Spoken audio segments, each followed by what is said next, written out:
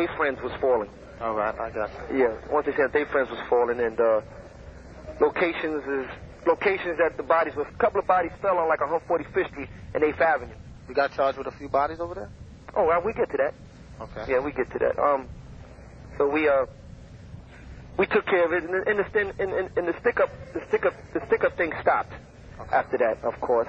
The stick up kids, they stopped coming, and but AZ was really concerned because it was like getting out of hand. He kind of felt it was getting out of hand, and he felt that, you know, this just not worth it to me no more. And so that's when he started to really put more focus on 34th Street. Okay. You understand? Mm-hmm. So where'd you take it from there?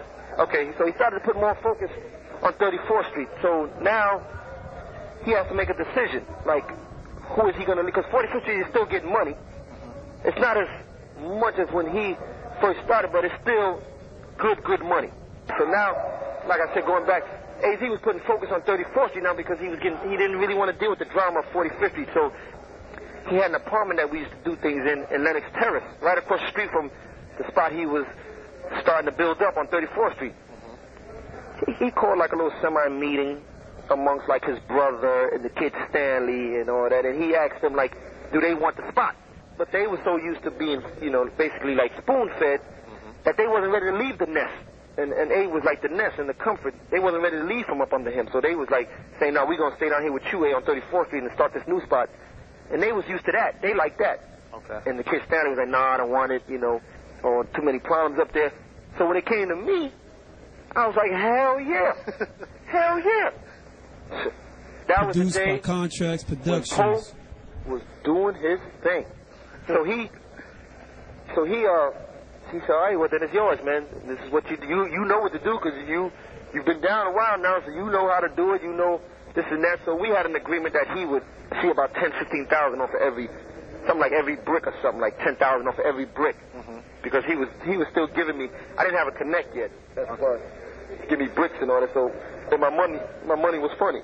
Okay. And now I know I got me a gold mine now because I still seen the gold mine and I was willing to protect it at any means necessary. Okay. And if it was taking somebody's life and killing somebody because they wanted to come take what I was doing, then so be it. Okay. So I knew I wasn't gonna really be up at the spot like that because I thought I was past that hanging. So what I did was I got with some kids from the area up there. The kid name was Jay. He was pretty known up around that area, so I knew. Because I'm saying to myself, as A is telling me he's gonna give me the spot, I'm saying to myself, okay, now I gotta put my own crew together and get a crew up in here because everybody else gonna want to go with A and hustle with A. That's right. So I got to get my own crew together. So I was thinking about bringing some East Side dudes up there, but then I said, no, you got to get some dudes from around the area to avoid problems. So the kid Kato introduced me to the kid Jay, so I met the kid Jay, and I was like, yo, this is what's happening. I got 45th, I got the jukebox. I'll put you down, and whoever else you put under you, that's on you. You know what I mean? That's your crew. Okay. But I'm just dealing with him.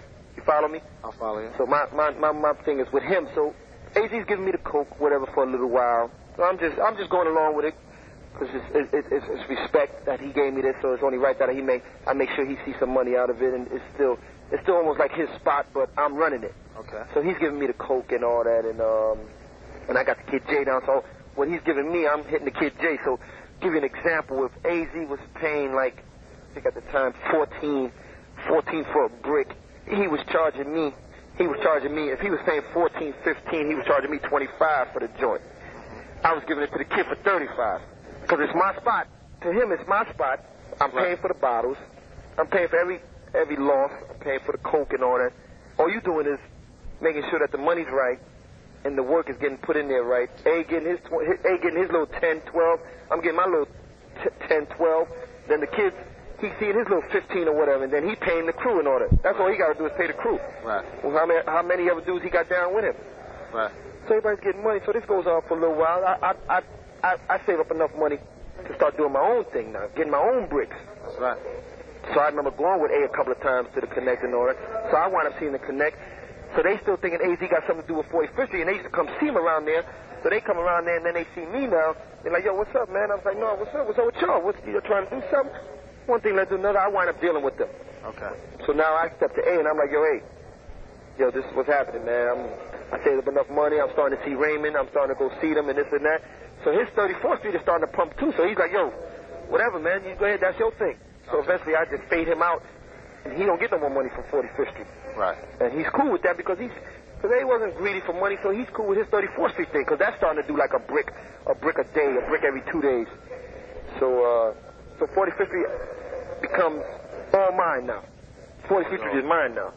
No one getting no money out of there but me and the kid Jay. And so I got the kid Jay down. The kid Jay is good. He happy. He on. He rolling. 40-50 done pick back up, because I'm getting, I'm seeing, I'm getting 3, 4, 5, 6, 7, 8 bricks now from the kids. So we flooding 40-50 again. It's back to where A had it at. But nothing good ever, nothing like that ever lasts forever. So people started opening up like crack spots around there. But if they was opening up crack spots, we didn't really care about that. As long as they wasn't opening up no powder coke thing type thing. Right. So one thing led to another. Little beef started coming. The money started getting kind of low. The kid Jay started getting kind of conniving, and I say conniving as far as, I used to get a lot of little phone calls like, yo, because he used to have this kid down with him named Manny, so I used to get a lot of little phone calls like, yo, Manny had to jump out the cab, and he left 2 bricks in the cab. Police got this, police got that. So I started losing money. Right. That kind of like faded out. And so again, I started seeing the bigger picture, like, yo, I'm losing money. It's not really worth it to me no more up here. Right. So in that whole thing, before the end to 45th Street for me, we gonna jump into to a Rich situation, okay? Okay.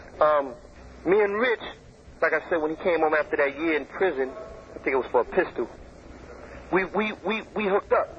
We became cool, real cool. It was sort of, the best way to put it is that I was filling that spot that L.A. had left. Okay. Because it was rich in L.A. Anybody you asked, it was all about rich in L.A. back in the 80s and all that. Okay, now what'd you say? I said I was filling that spot. Okay.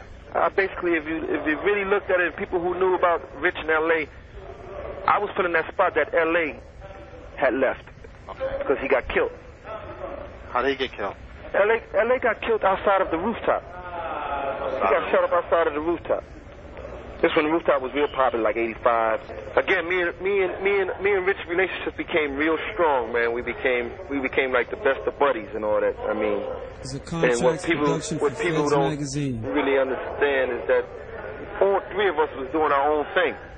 Okay.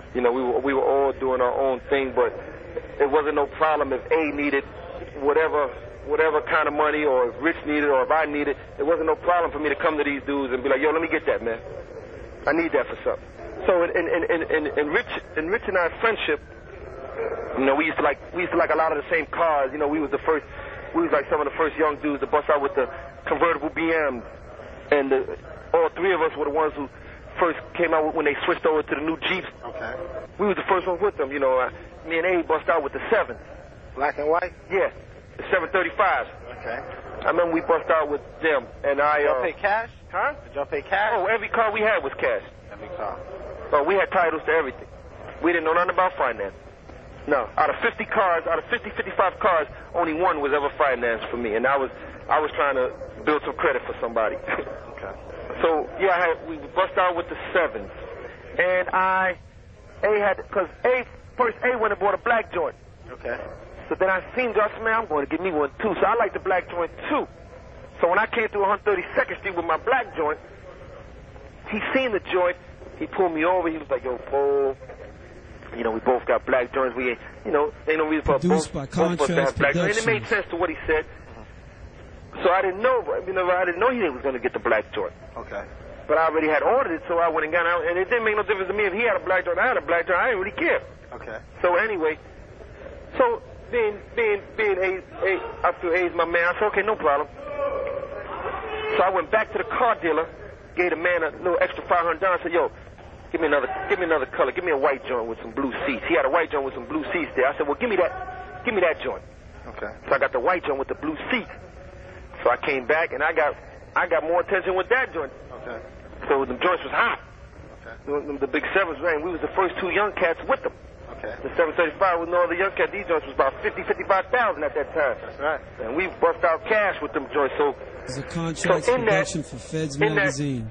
In doing that, I was hooked up with 16th Street then, so they was